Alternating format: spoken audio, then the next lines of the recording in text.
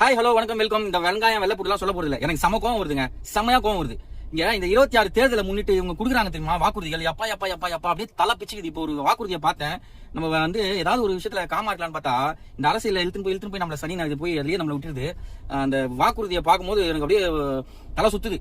அதாவது இந்த அரசியல்வாதிகளுக்கு கிளியரா ஒரு விஷயம் தெரிஞ்சு போச்சு, பணம்னா பணமே வாய்த்திருக்கும், உயிரோட இருக்க இந்த மக்களா வாய்த்திருக்க மாட்டாங்க அப்படின்றது மக்களுக்கு கிளியரா, அதாவது இந்த அரசியல்வாதிகளுக்கு கிளியரா தெரிஞ்சு போச்சு. அந்த தெரிஞ்சு போன காரணத்தினால நான் கடன் வாங்கல, என்னோட தமிழ்நாடு கடன்ல போகுது, எதுலனா போகுது, அதை பத்தி எனக்கு கவனம் இல்லை. நான் ஆட்சி கட்டில உட்காந்துக்கணும், அமைச்சர் ஆயிடணும், அங்கேயும் இங்கேயும் காசை வந்து என் பாக்கெட்ல போடணும், என் குழந்தைங்களுக்கு, என் குடும்பத்துக்கு, என் சந்ததிகளுக்கு நான் சொத்து சேர்த்துக்கணும். இதுதான் அவங்களோட முக்கிய அஜெண்டாவா இருக்கே தவிர வேற ஒண்ணும் கிடையாது. ஒரு தேர்தல் வாக்குறுதி இப்ப பார்த்தோன்னே டென்ஷன் ஆயிடுச்சு. மகளிருக்கு மாதம் 2000 தராங்களாம், எப்படி மாசம் 2000 தராங்க. அப்புறம் வந்து ஆண்களும் பெண்களும் பேருந்துல வந்து இலவசமா பயணம் செய்யலாம். சூப்பர்ல, கை தரலாங்க. அறிவு இருக்கா இல்லையா எனக்கு தெரியல. அறிவு இல்ல ஒருத்தர் சொல்றாரு, நீங்களா கடன் வாங்குனீங்க, நீயா கடன் வாங்கின, உனக்கு என்ன, தமிழ்நாடு தானே கடன் வாங்குது, தமிழ்நாடு தானே சர்வீஸ் பண்ணுது, அந்த சர்வீஸ்க்கு எங்க உங்களுக்கு காசு வரும், உனக்கு என்ன, நீயா உங்க வீட்டுல இந்த கடன் வாங்குற, நீ அந்த கடன் கட்ட போறேன்னு கேக்குறான் அந்த ஒரு பைத்தியக்காரன்.